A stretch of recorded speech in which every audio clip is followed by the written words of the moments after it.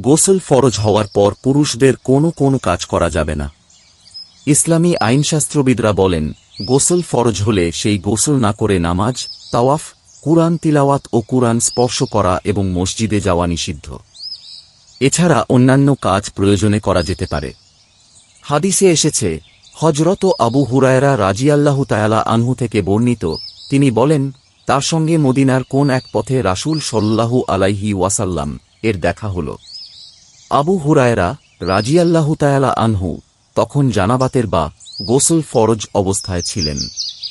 তিনি বলেন, আমি নিজেকে নাপাক মনে করে সরে পড়লাম। পরে আবু হুরায়রা রাদিয়াল্লাহু তাআলা আনহু গোসল করে এলেন। পুনরায় সাক্ষাৎ হলে রাসূল সাল্লাল্লাহু আলাইহি ওয়াসাল্লাম জিজ্ঞেস করলেন, আবু হুরায়রা, কোথায় ছিলে?